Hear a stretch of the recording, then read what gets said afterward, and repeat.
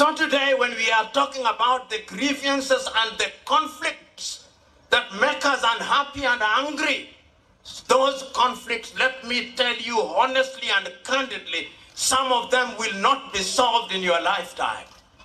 They'll be solved long after you are gone. Your duty is to always remind your generations that there is a conflict to be resolved. You know, when I travel across the world and you meet people of Jewish tradition, even those who were born 7 years ago talk about the Holocaust in 1940s. The grievance is passed from generation to generation. And if you think that the problems that afflict you today will be solved in your lifetime, you will be disappointed.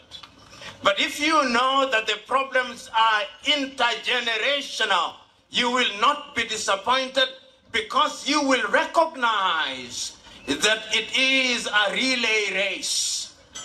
A friend of mine tells me, and I agree with him, that when you want to eat an elephant, you cannot swallow the elephant, but you can eat the elephant piece by piece.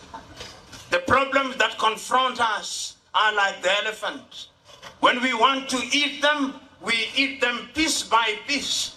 And after a long time, we will sit down when we are satisfied, and your children and children's children will tell a story that there was an elephant that confronted us and we ate it.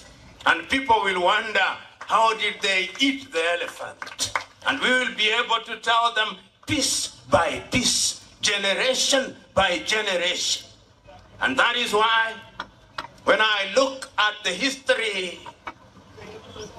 of the Bunyoro Kitara Empire, and I met the Bunyoro Kitara Empire as a Standard 5 student when we were learning the history of East Africa, when we were learning about the kingdoms of Africa.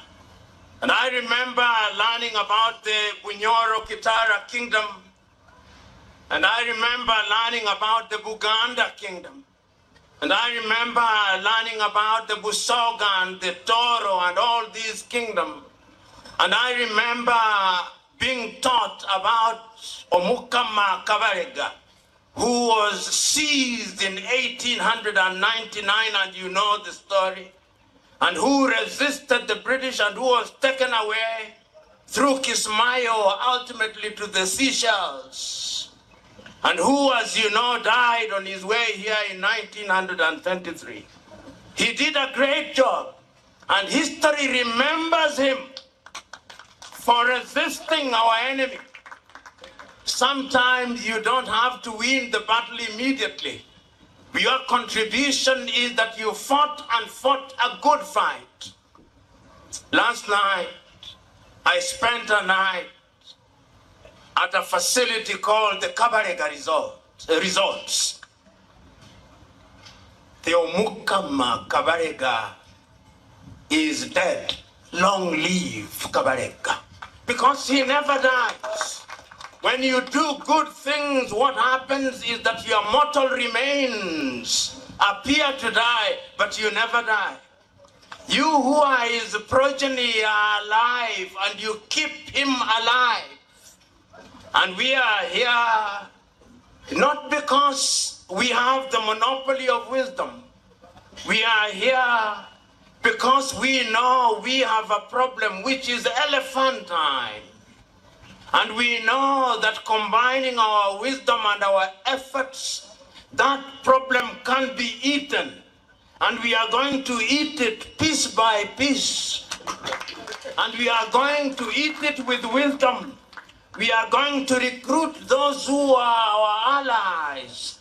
We have too many enemies. We must not create new ones. What we must do is to get our allies. The Bunyoro, a strong Bunyoro Kitara Empire is good for Uganda. I'm a student of history, and I know when the kingdoms were abolished, I know when the kingdoms were reinstated. I know how the kingdoms are operating. I know that Uganda is richer because of the kingdoms. I know, as Philip has rightly said, that the kings have soft power. And there is nothing stronger than soft power.